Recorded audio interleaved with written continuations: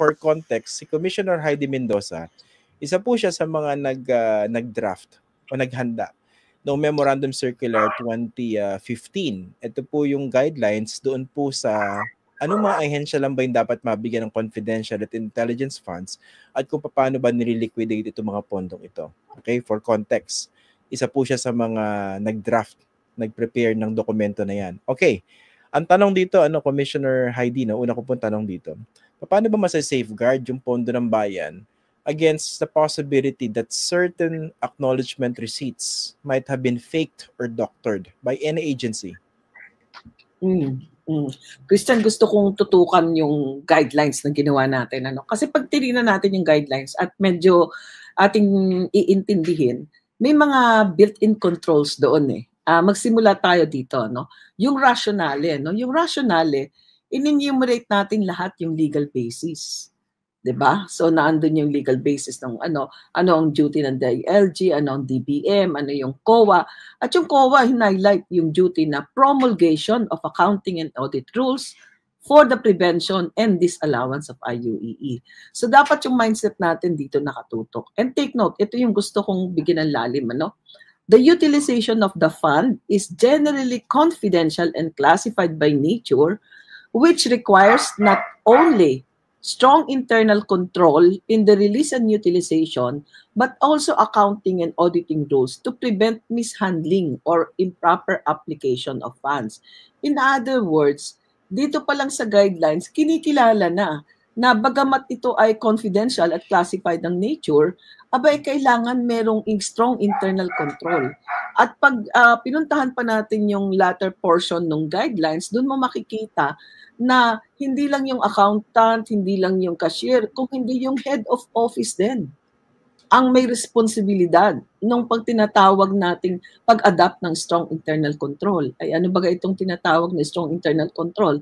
Ay dito yung mga sistema, proseso, documentation, na magpe-prevent na maingatan, magpe-prevent ng mga kalokohan sa paggamit nito, Now, unahin natin halimbawa yung sa issuance ng cash advance, Pag binasa natin yung guidelines on the prevention on the issuance of yung pag-draw ng cash advance, nakalagay doon na dapat yung cash advance hindi nagagamit sa ibang purpose. Tama naman yun, for confidential talaga. And then it should be drawn by the duly designated bonded special disbursing officer. So ibig sabihin, kung itong special disbursing officer natin, di syempre hahawak siya malaking pera, na-anticipate ka agad ng guidelines, teka, may hawak na pera yan, kailangan meron tayong paniguro diyan, di ba? So, kailangan may bonds. So, hindi lang yun, nakalagay pa, the cash advance shall not exceed the maximum cash accountability. Ang ibig sabihin, ay kung ang ating disbursing officer ay naghahawak ng mga 125 million ng isang meses at umabot ito ng 500 million plus, kailangan yung tinatawag nating cash advance ay hindi pwedeng mag-exceed yung maximum na accountability, di ba? So, magkano po yan? Example, 125 yung confidential fund. Ay dapat ay mas malaki pa doon. Oo. So, paano ba ini-issue itong bond? Sa usapang mas simple lang, ito ay parang garantiya. Kumbaga, meron tayong tinatawag na fidelity bond, meron ding cash bond, may performance bond. Yung mga contractors, pa nagagawa ng kalye, di ba? Bago mabigay yung final payment, dapat meron mo ng hawak na performance bond. Kumbaga, habang i-turn over mo na yung project, may makita akong medyo may diferensya din ay di ko-call natin yung iyong performance bond. Pagdating naman sa disbursing officer, kunyari ang hawak ay 100,000, dapat ang aking surety bond or cash bond ay more or less 100,000 din o 150.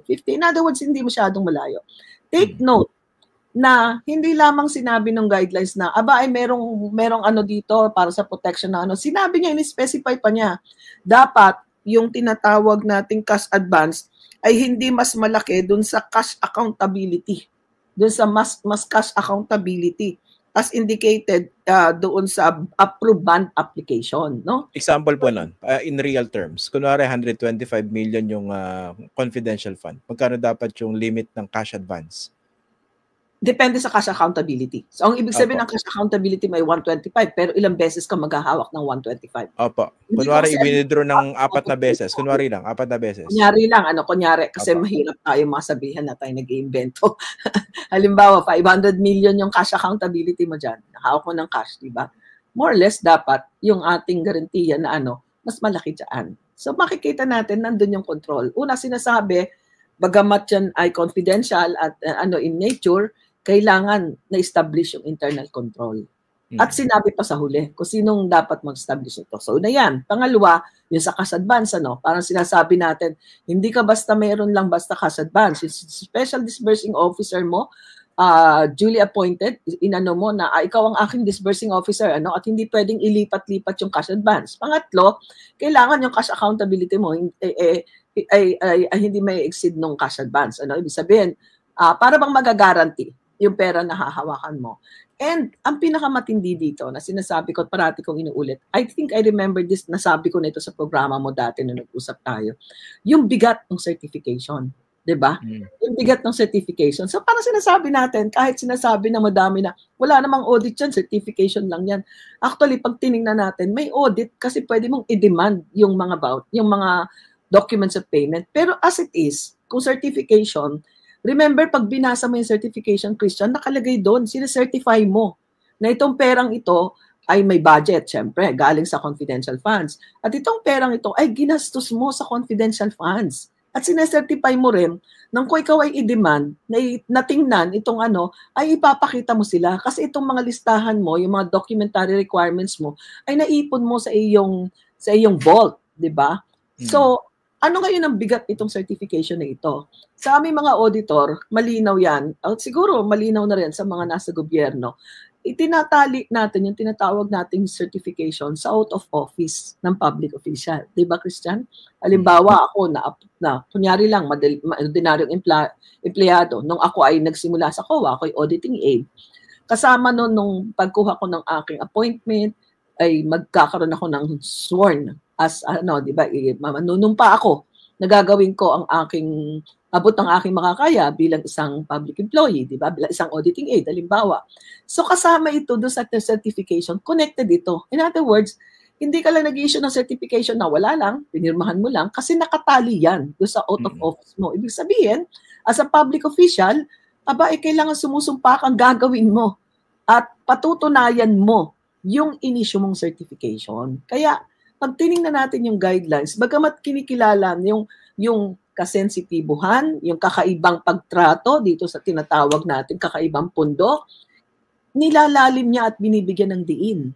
Yung tinatawag nating mandato, yung legal basis nitong guidelines na ito, yung mandato ng mga opisinang isinali dito, lalong-lalo na on the part of COA, yung prevention and disallowance ng tinatawag nating irregular, unnecessary, extravagant expenditure. Okay.